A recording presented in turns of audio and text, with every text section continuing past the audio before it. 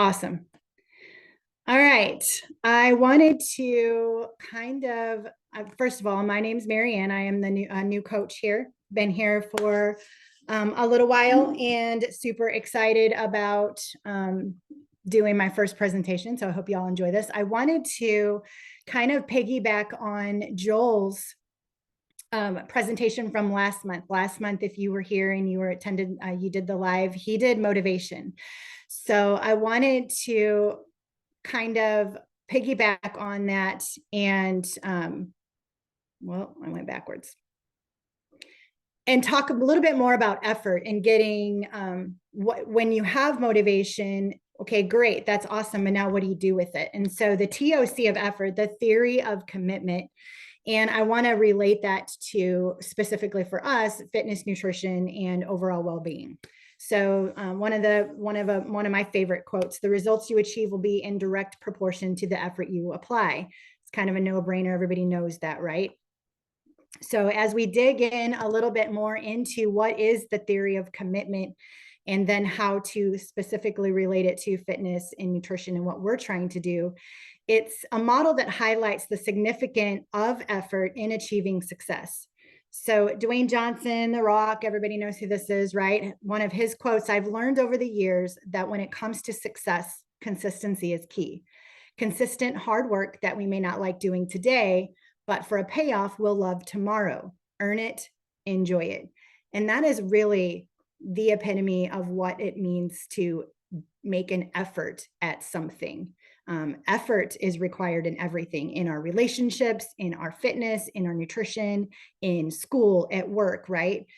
So today we're going to talk about what does it look like and how do you improve effort with regard to our specific goals here: nutrition, fitness, and overall well-being.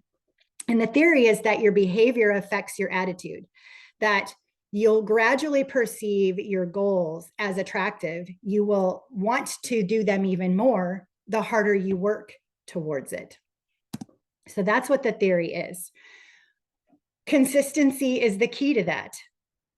You know, last month, Joel showed us the motivation steps. You know, taking a step, just taking a step every day is important going forward, just moving forward, whether it's a little step or a big step. But if we are inconsistent with those steps, you can see that it's going to be pretty messy. It's going to be harder. You're going to make it much harder on yourself if you go for a little while, you put a little bit of effort, and then you're kind of half-assing it, and then you don't do anything at all. And, you know, you can see you can get stuck in some things, and it's hard to get yourself out. But consistency and focused effort can help you get to that end game. It's the driving force that propels you to get to your desired goal. Talking about goals, how many of you have seen this SMART goal thing before? Unmute yourself if you've created a SMART goal and kind of pipe up real quick. I've had I've seen it before. Sorry. Good. That's okay. Taylor, I see you first. So can you give me an example of a SMART goal since you've done this before? A SMART goal, we usually use them in school. When I first started back up after being out of school for right about 5 years, we had to create a SMART goal that was, you know, specific, measurable, attainable, relevant, time-based. So a lot of us would create a SMART goal, like for me, finishing my bachelor's in a year. I've already gone through 3 years. So having all of the credits put together and only taking a class every 5 weeks, it's attainable. But, you know, you also have to measure in the times that you're going to be out. So with TA, you can't always have a class every 5 weeks. So you make a wider goal, but still attainable. So finishing my bachelor's degree in 2 years, or getting qualified 4955 welder C school within the middle of next year. That's another school I have to go to. So it's just basically making it specific to yours, understanding what has to go within it, and tracking it within those small short-term goals into your long-term goal, and making sure that you can do it. Yeah, that's exactly right. Now let's see if somebody else can help me turn a goal of, let's just say, increasing steps. I want to increase my steps. That's a goal. Who can turn that into a SMART goal for me? Who can make it, let's just say this, who can make it specific, a direct, detailed, and meaningful, specific goal? Do you just want us to talk or raise our hand? Go ahead and talk, Carlos. You're up. Oh, so to make it more specific, so instead of just saying I want to raise my step goal, you say, okay, I usually walk 5,000 steps. I want to make my goal of 9,000 steps, making it well known what that goal is.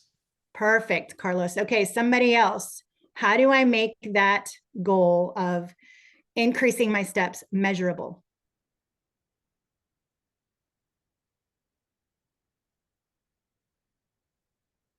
Anybody?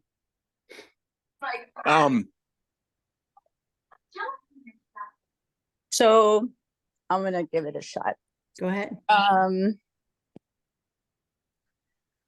gonna increase my steps. So I started, let's say, at 5,000, and I have about 2 hours left in the day. I'm gonna use the rest of the 2 hours to complete my 8,000 step goal that I set for myself.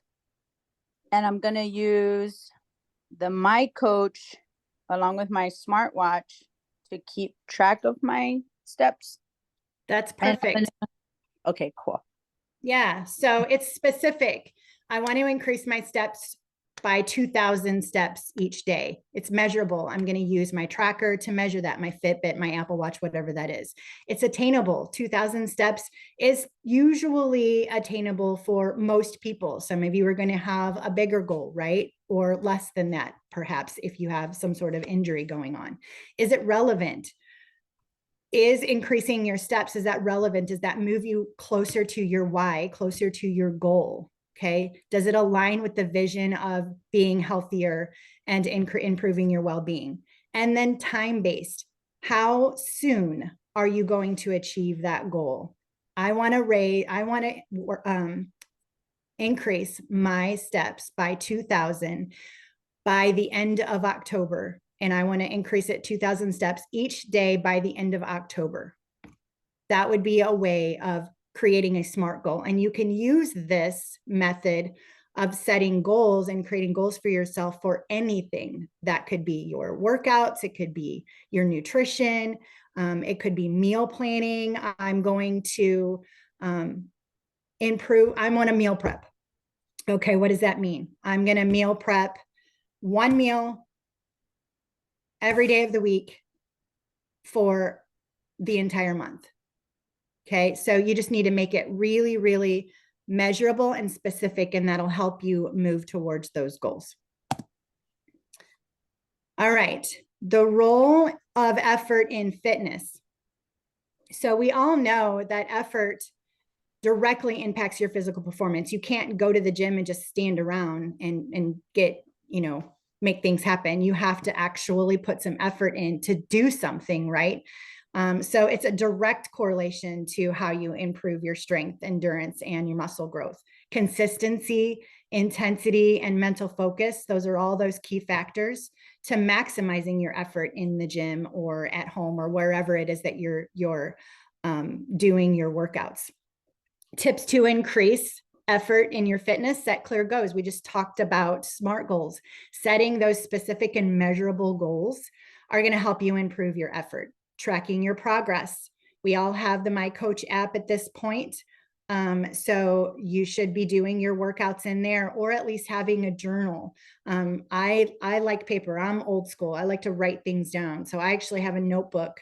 Not only do I track my workouts on the computer, but I also like to write it down because, like I said, I'm just weird like that.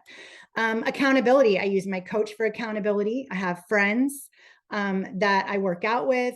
whether it be like group fitness classes, improving that accountability so that you are holding yourself accountable, or your coach is holding you accountable, or your friend is expecting you to show up.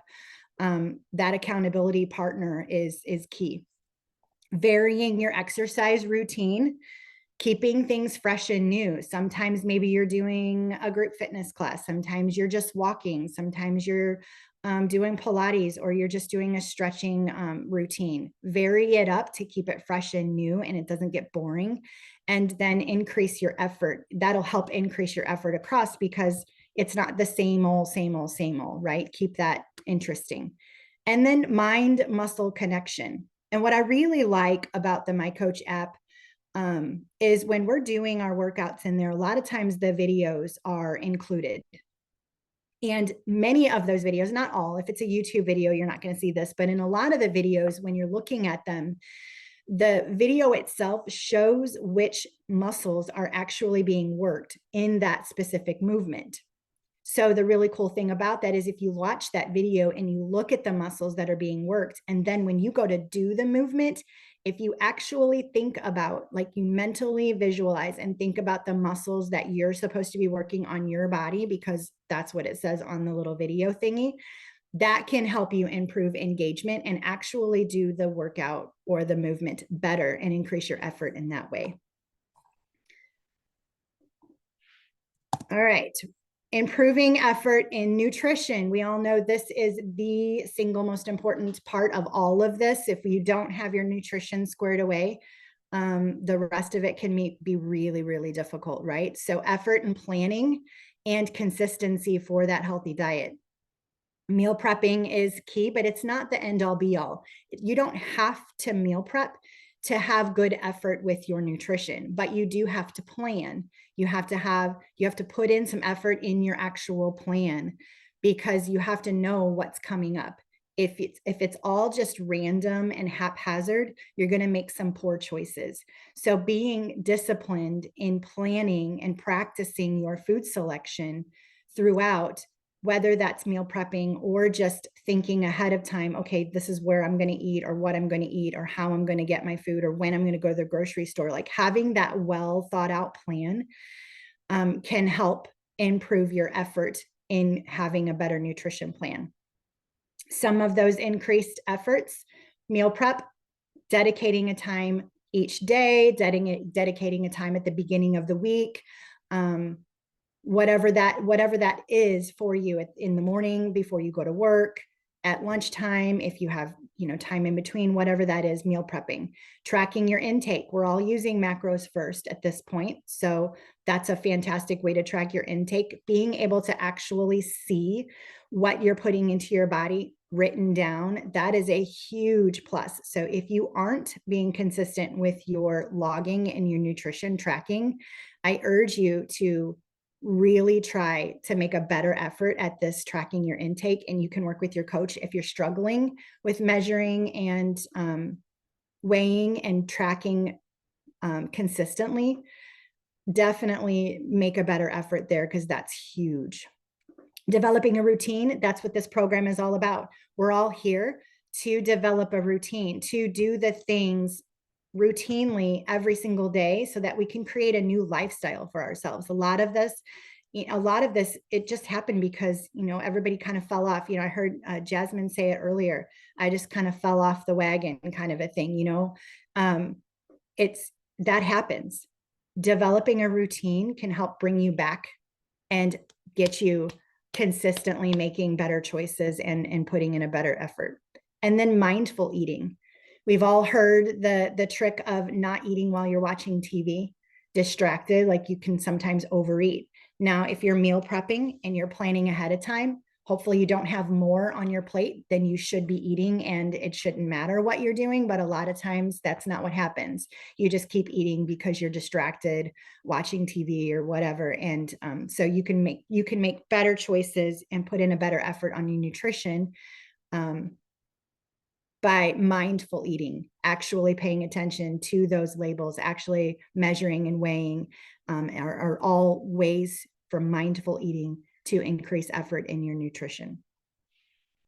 All right, before I move on to the next slide, I want to stop for a second and ask if anybody has any comments or questions about putting efforts in fitness and nutrition. I agree with what you were saying about the whole routine thing. And the whole letting go, like, well, I let go and then I joined body ops, and then I kind of been like putting my life together. And my first coach helped me like mentally and with work stress. And then now my new coach has used a lot of good workouts that I wasn't doing before, and it's a lot easier for me to like put in my work at work and then put in my workout as my workout. And I don't, how do you say, like, I don't feel, I'm at the point right now where I used to feel burned out, and I don't feel burned out anymore. And my mental health is like at a 100%, and my work stress is like really low. And a lot of it has to do with routine. And so on the routine part, I agree 100%. Awesome. Anybody else have any questions or comments with regard to effort, putting extra effort into nutrition and fitness? I'd say for like fitness, like right now I've had to like change my whole routine over all over again with work, because I have to wake up at 3:30 in the morning to work out before I get to work. So like I'd say the hardest part about that is just like waking up. But as long as I can wake up, everything falls into place and I'm able to like keep on going. So that is some serious effort to keep your workouts going. Like a lot of people in many of us would in the past just be like, nah, I can't work out anymore because it doesn't fit into my schedule, and use that as an excuse. So super huge kudos to you, Jonathan, for keeping going and doing those 3 o'clock in the morning workouts. Cause I can tell you, that would be a hard one for me. So awesome job on that. So real quick, Jonathan, the reason Jonathan is like that is because of his big why and his level of consistency, of discipline. Jonathan is probably one of the most disciplined people I've ever coached. Like, he doesn't care what the weather's doing, he'll wear whatever he needs to wear to go out there and still run and do pull-ups and push-ups. He's literally a walking David Goggins Jr. So like, he gets it in. I give him that. That's fantastic. Awesome. All right, now I want to move on because I think this next part is even more important, especially for a lot of us in this group. The role of effort in your overall well-being. We're going to dig a little bit into mental health and emotional health, because this is another super key part of being a part of this program and doing the things that we need to do to be better than yesterday, right? Your overall well-being, it includes mental, emotional, and physical health being the nutrition and fitness part of it. But there's a lot of us that are struggling with, different mental and emotional situations, and managing all of that and figuring out how to improve and increase your effort in your well-being. That's a huge part of this. So different ways that you can increase your effort and your well-being, we're all already doing. It's in our actions. So that's the beauty of Body Ops and this program, is so many of the things that are in this that talk about how to increase effort. And, this is increasing effort. Body Ops didn't create this from this slideshow, right? So like, this is legit stuff that you guys are doing. You're prioritizing your sleep. You're tracking your sleep. You're managing your stress. You're being asked at your end of week forms how you managed your stress over the week. We're asking you to stay hydrated. You're doing active rest days. You're doing the mobility. You're doing all of these things to increase your effort, or at least we're asking you to do them. So being more intentional at doing the habits and doing the tasks that we're asking you as coaches to do is this is the reason why. This is how you improve your effort in your overall well-being, doing these things every single day, keeping that routine, managing your stress, staying hydrated, creating positive environments, surrounding yourself and spending more time with people who are supporting you and pouring into you and filling your cup, and spending less time with people who are dogging you or making fun of you, or not supportive, or trying to even, in some cases, sabotage your progress. So spending less time with those people. Sometimes you don't have a choice, you can't get away from them, but you can spend less time with them and more time with the people who are going to create those positive environments for you. Coach Eric, you have more to add on to this particular slide? Any tips, any additional tips and tricks? I got a lot, Uh-huh. especially with the emotional, mental, and physical, and how, to be honest, the mental part puts both the physical and the emotional part together, right? Just like logic versus emotion, you got to know when to lean on one, right? So you just got to think about that. But with that, I got a very good question for everybody. What I want to know: what's an active rest day look for some of you all? Because I guarantee you, my active rest day is probably a workout for some of y'all.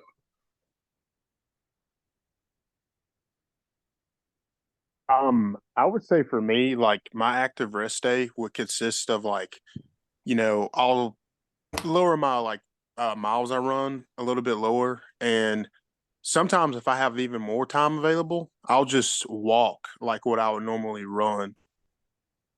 Mm. It takes you a lot longer too, doesn't Yeah, it? hours.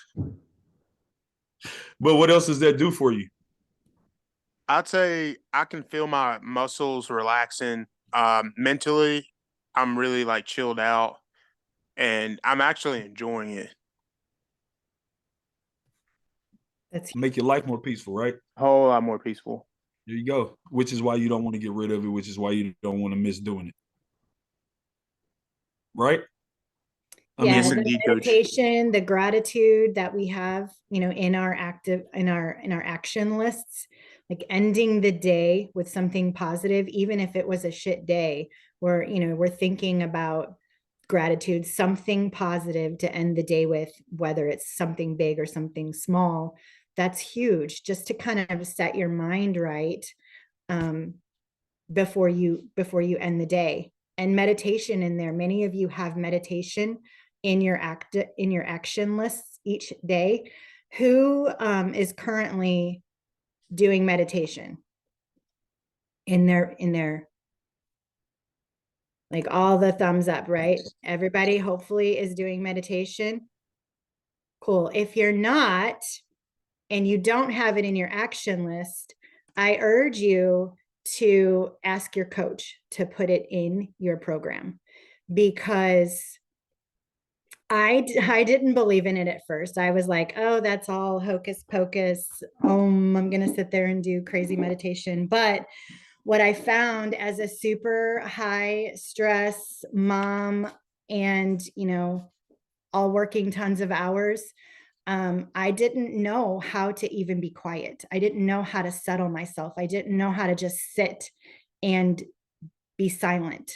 I'm always go, go, go. And that's a lot of us. A lot of us are go, go, go all the time, especially if you have children, you're running them from here to there. If you've got a super high stress job, it's hard to come home and even think about going to the gym or think about doing a workout. But what I found is just even a little bit of meditation a day, if I sneak it in there, it actually has helped me quite a bit. So if you don't currently have meditation in your program, that is another way of putting in just a teeny tiny bit of effort to improve your overall well-being and set your mind right for whatever it is that you're shooting for. Anybody have any comments or questions about meditation or active rest days? Anybody else want to tell Coach Eric what you're doing on your active rest day? I got something for the meditation thing. Okay, go ahead. I was kind of like like what you said, like meditation, you kind of got like meditation. I'm sitting with my legs at crisscross applesauce and going on. But then like looking into it and just kind of like a lot of the books that I've been reading and things like that, and they talk about meditation. It doesn't have to be that I find a quiet room somewhere, play a sitar in the background and sit there and just channel your chi. It's just pretty much like there's such thing as active meditation that I do it when I'm on my like the walks that I go on in the morning, and that's what I do for my active rest days. I go for a walk every morning, but on the days that are my active rest days, I just go at a slower pace. It takes a little bit longer to get the walk done, so I'm not booking like I am normally. So I just take a little bit slower. And on those and for meditation, but maybe the last 5 to 10 minutes of that walk, I'm only focusing on the sound of my footsteps. I don't think about anything else. Just focus on the sound of my footsteps, the feeling of the sound of the my foot making impact with the ground for 5 minutes. That's all I'm thinking about. I don't think about anything else. I let all other thoughts fade away, all of the feelings fade away, and I just finish my walk that way. And that's how I meditate on those days. It just clears up my thought. And at the end of it, it's like, okay, it's refreshing. You're not thinking about anything. You're not thinking about what you got to do that day. You're not thinking about yesterday. You're not thinking about what bills you got to pay. And you could do that with, I'm only going to focus on the feeling of the wind against my skin or my heartbeat, or focus only on my breathing and and just focus on that and let everything melt away from you. And you can do that while you're at work. You can do that while you're cooking. You can do that while you're actively doing things. You're still taking that time to clear your mind and clear your thoughts and allow yourself to reset. So that was something that I learned about meditation. I was like, okay, so I've been doing that. Yeah. So that guided meditation, like you said, even through activity, is still meditation and is still settling your mind and can increase your effort. It doesn't take a lot of effort, but it is super important to kind of reset.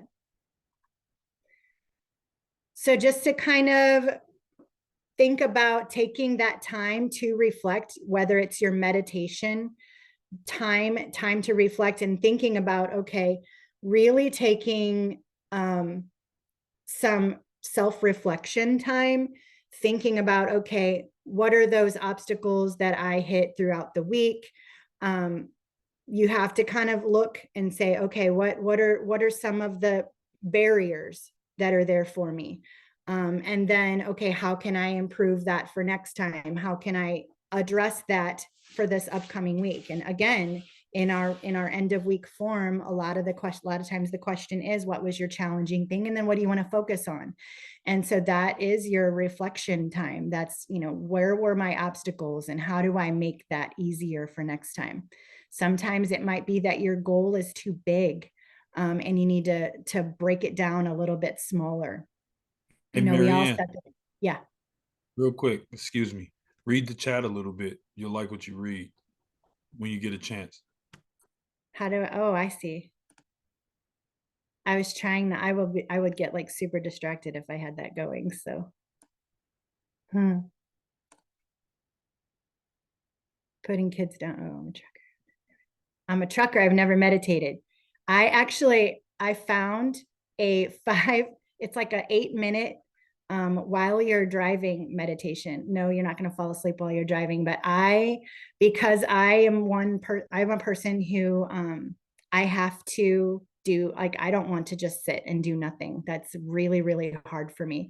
So I found a 8-minute meditation while I'm driving. And no, it doesn't make me fall asleep. So there you go. I'm going to have your coach send you the link for that. Changing your mindset for working out in the morning. Can you say, I do the same when I walk? Awesome. I learned something new. I will definitely meditate when I work out. Awesome, Jasmine. I don't believe in meditation, never have. Robert, hopefully change your mind here. It changed my mind. I didn't believe in it either. But I think you should just try it. Even if it's a guided meditation, there's tons of free apps out there. I think the Calm app, Insight Timer, just try it. It might be stupid and you think that it's dumb, but I try it first. Have an active daily meditation through my Kung Fu practice. It has evolved over the years, but is down to 5 to 10 minutes. Very cool. So it doesn't take long, just time to reflect and time to think about whatever was going on. That's awesome. Rewarding yourself through that self-reflection, right? It doesn't have to be a food reward. A lot of times when we talk about rewarding yourself, we're like, oh, I'm going to reward myself with a cheat day. That's not necessarily what we're talking about. Maybe it's you want to go to a concert and you're like, if I meet this, you set a SMART goal, and if you're meeting that specific SMART goal and you achieve it, then you reward yourself. Maybe it's a concert, it's a night out, maybe it is a food treat. I don't know. I don't think it should always be food, but be creative in thinking about how to reward yourself and pat yourself on the back for that. Again, creating a routine. There's the common thread here: routine, routine, routine, right? Staying inspired, seeking inspiration from role models. Maybe that's your coach. Maybe that's a sports hero that you like to follow. Reading books, videos that promote growth in your areas. Like a lot of times if I'm struggling with something, if it's like I tend to struggle with time management sometimes. So I will pick books or pick things to listen to, podcasts or reading books that promote time management to kind of help me get better with that. And then mentally rehearsing your success.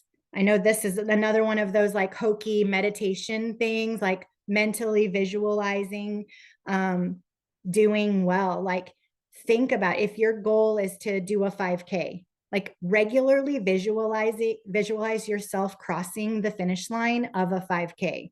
What does that look like? What do you think that feels like? Take the time to really visualize that. If it's hitting a goal in your lifting, if it's a 300-pound squat and you're so close to it and you think you're going to hit that great big goal and you know what it feels like to hit 295, visualizing and actually thinking about what is it going to feel like when I have 300 pounds on that barbell. So really taking the time to visualize yourself completing the task, checking off the tasks at the end of the day. Visualize yourself being able to, if your coach, I know Coach Greg does this, he sets step goals for everybody. He changes the calendar so that it says step goal of whatever number of steps he's asking you to do. So if you're one of his clients, then you can say, okay, visualize yourself checking off the box that you completed the step count that you were supposed to do today. Like regularly visualizing successes can bring them to fruition, and that can help increase your effort as well.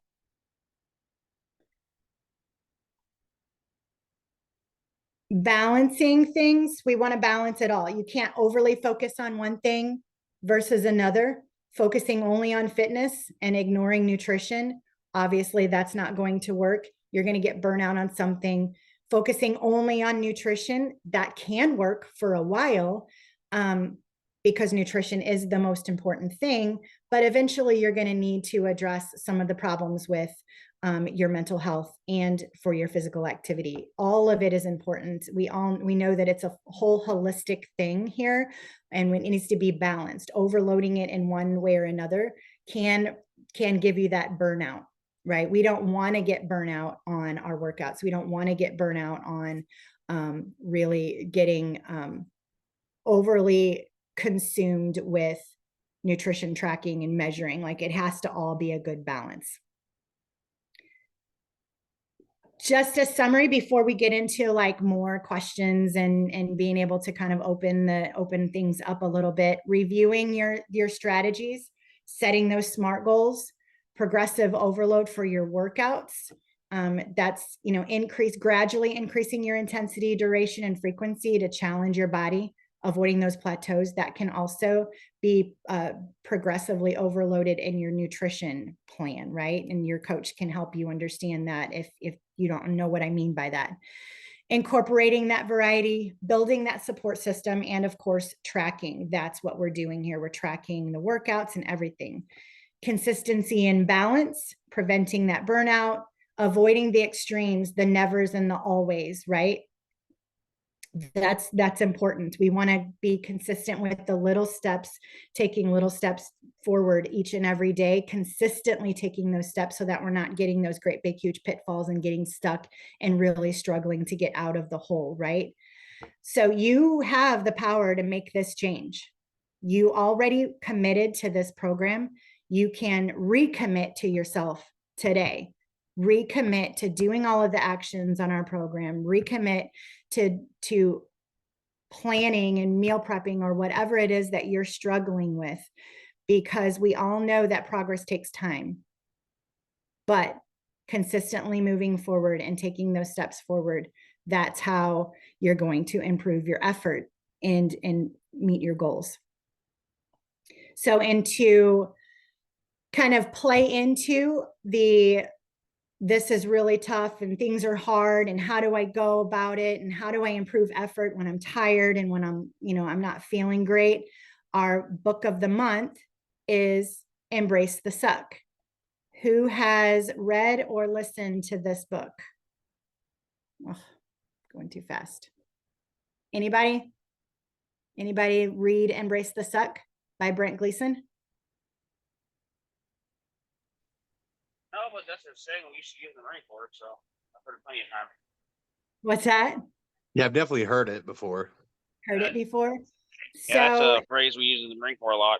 Well, we used to use when I was in. So yeah, things are hard, but this book is a great read and a great, or I do audible, and it really plays into the, like, things are hard, but we can do hard things, and you just need to suck it up, buttercup, and do it, right? Sometimes that's the way that it needs to go. It's a foreword by David Goggins. We all are very, very familiar with David Goggins. This book definitely speaks our language of how to embrace the suck, how to do all of the things that we don't want to do, and just decide. You can decide today to be better, to make a better choice than you made yesterday. And it doesn't have to be a big extreme better than yesterday. It just needs to be better, something better every day, whether that's your fitness, your nutrition, or your mental health. Like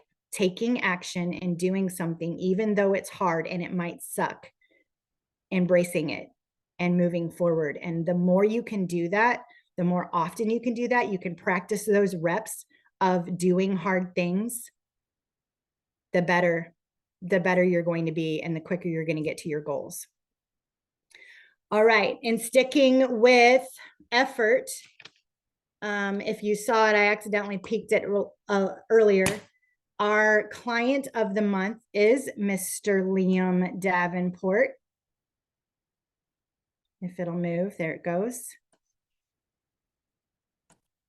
So round of applause here, Mr. Liam Davenport. In 1 month, down 7 pounds, an inch off his waist. He's down 1.5% body fat. And I chose to put on his graphs here as opposed to a before and after, because this presentation and this topic was about effort. And if you look here, these are Liam's tasks, and these are the tasks. This should all look familiar to those of you that are regularly in My Coach. And this is his compliance, right? All green, over 85%. This is super awesome, near perfect effort. Putting in the effort is how you're going to see progress. So super huge kudos to you, Mr. Liam, for sticking to it, even in the peaks and valleys, right? This is weight loss over the month. It goes up and down. We've all seen that, right? Sometimes it goes up, it goes down, and the weight loss seems to be kind of crazy, but he stuck with it and he's sticking with it, and he's seeing progress and effort. All of this green, getting close to 100%, doing all of the actions. That's what we need from everybody. So awesome job, Liam. Damn good Proud job. of you, dude. Proud of you, man. Super proud of you. Okay, here we are, Q&A session. This is your opportunity to pipe up if you haven't already. Question number 1. What is the one way you have consistently put in extra effort with your nutrition?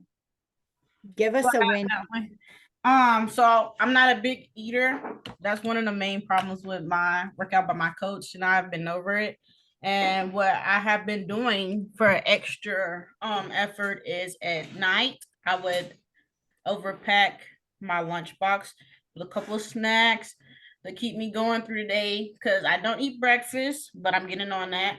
And I work in the Navy, and being on the ship is a lot harder to eat on a specific time base. Since I stay up so high, I usually just carry a bag with me with extra food, and I get it down. I eat at least twice before I come home. Awesome. So setting a goal of eating more food, and you had a plan by packing, and you put in that extra effort to make it happen. Awesome job, Aaliyah. Question 2. What is one small thing, if I can get this out of the way, one small thing you can do to make a better effort with your workouts and activities? Somebody pipe up, say it loud, speak it into existence. What are you willing to do to be better with your workouts and your activities? All right. I got one. Every workout, whether I'm doing like push-ups or sit-ups or anything like that, I try to tell myself to do one more. So like I'll count to the point where I know I can't go anymore, but I'm like, all right, let's do one more. Can we do one more? Until I'm like literally about to like die. Mhm. Awesome. Who else? One small thing that you can do to make your workouts or activities better. Commit to it right now. I got one. So, usually I do my actual workouts, but then I'll kind of sub in another one, just to give myself, a bit more activities and also train a different muscle group. Great. Nice one, Jacob. Gotta get them good old sandbags back in there. Yep, That's I'm waiting. I got you. Last one. What can you commit to today that will improve your effort with your mental health and or your relationships? Doing, I'm like, gonna several people speak up on this one. doing like a mental check-in, communication, being honest about, what's going through your mind, what thoughts have been rolling through your head, checking in on not only yourself and like understanding what's going through your head, but also checking in with, your partner or, your battle buddy or your friends, and just being like, hey, this is how I'm feeling. How are you feeling? And just kind of trying to be on the same page. Fantastic. Who else? Write it down. I like to write everything down. If I'm thinking about it, I have nobody to share it with at the moment or anything like that. Just get it out there somehow. So it's alive and breathing and it's out of your head. Journaling, right? Yeah. Yeah. You journal. That's awesome. Who Mhm. else journals? Is there a whole bunch of people that journal? No. So journaling, when you say journaling, what do you mean by journaling? Like, it's just for like keeping track of what you're doing, or just journaling in general? It could be keeping track of what you're doing, or like think of it like a diary. So journaling can be a plethora of things.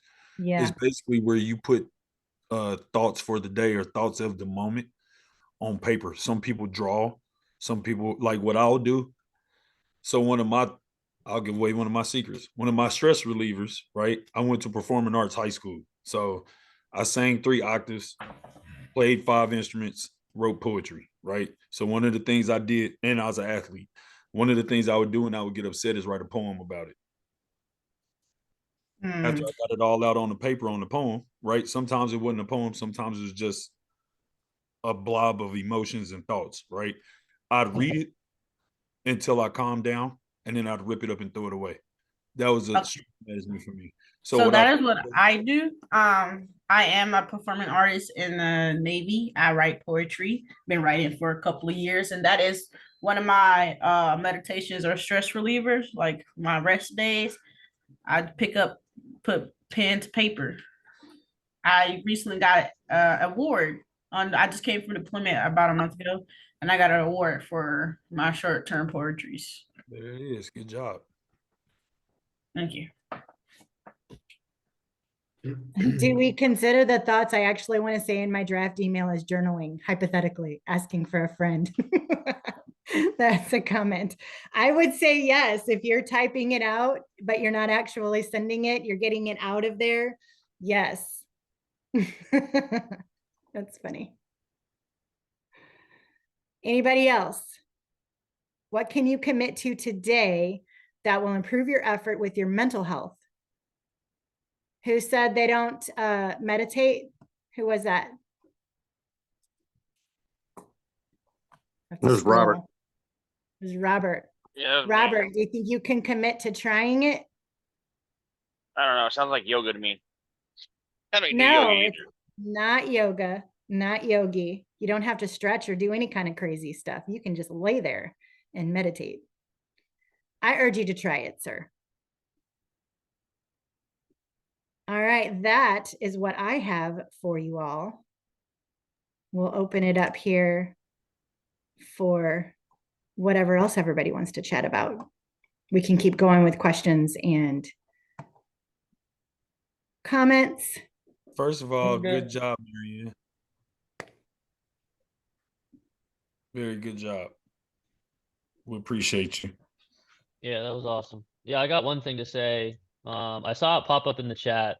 I'm not sure who said it, but it was something about when we were going over the meditation piece of how, you feel like your mind can't quiet, like you always have thoughts running in, and then people jumped in and gave suggestions. And I think that's like a really common misconception about like the purpose behind meditation is you don't have to quiet your thoughts, right?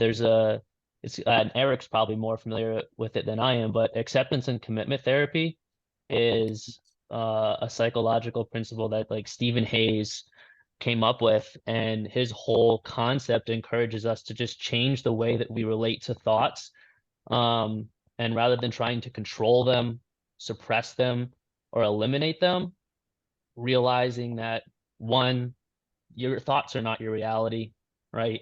They're constructs that we fabricate inside of our mind. They're representations of reality. They're just mental events that we conjure up, right? And we assign meaning to them, even though they come from a place of, just randomness, right? And we don't have to act on all the thoughts that we have. Otherwise, we'd all be fucking killing each other and psychos. And then the other big thing that this is another big concept of that ACT therapy is that, thoughts will pass, right? And just simply acknowledging and recognizing that your thoughts are temporary, emotions are temporary, just like the weather. Yeah, it might be cloudy for a couple of days, but the sun will come out eventually, right? Things are going to arise, they're going to hang out, they're going to linger, but they will eventually fade. And simply accepting that, okay, my thoughts run, but just notice them, realize that they're there, don't put any power to them, and they will pass. And I think that's a really powerful concept that helped me overcome that idea of like my mind is so freaking scatterbrained, like I'm all over the place constantly. I'm like Marianne, like I can't sit still. Like there's no like I'm sitting here like my legs are going crazy right now. Like even just sitting here for an hour is insane for me. So that was a really powerful moment in my sort of mental health development was realizing that I don't have to suppress and eliminate and control all of my thoughts. Like I can just let them be there. I don't put any power to them, and I know that they will pass. And I just observe them like clouds in the sky. I know that they're there, but they're going to pass eventually. So hopefully something in there is helpful for someone. But I thought that was a good point that someone brought up. That's a good way of explaining it, Greg. From a mental health background, the way that you can improve on that is when you're ready, right? Nobody's going to change anything or do anything if they're not ready, right? You got to be ready. Otherwise, it's not going to work, right? Even if you get surprised, you're ready to be surprised and you're like, well, I guess I got to do it. I got to step up to the plate, right? But with that, that comes with understanding, right? So with understanding, being emotional, being just intelligent is not enough, right? At some point, the one thing that's hardest to learn is becoming emotionally intelligent. So when you become emotionally intelligent, now you can control your thoughts because you can understand them, because you're not only looking at them from the emotional side, which is generally what most people will look at it first. You're looking at it from the logical side. So when you can look at it from a state of fact without emotions, you don't get rattled by it, right? So emotional intelligence is what actually helps you with that. But that means you got to deal with your demons. At some point, you got to deal with them. Some people have the talents of doing it by themselves. 98% people don't. So having that help right there and that support, right? Everybody's support looks different. Is what's going to help you understand that so you can get past it. Oh shoot, I might as well start recording now, Matt.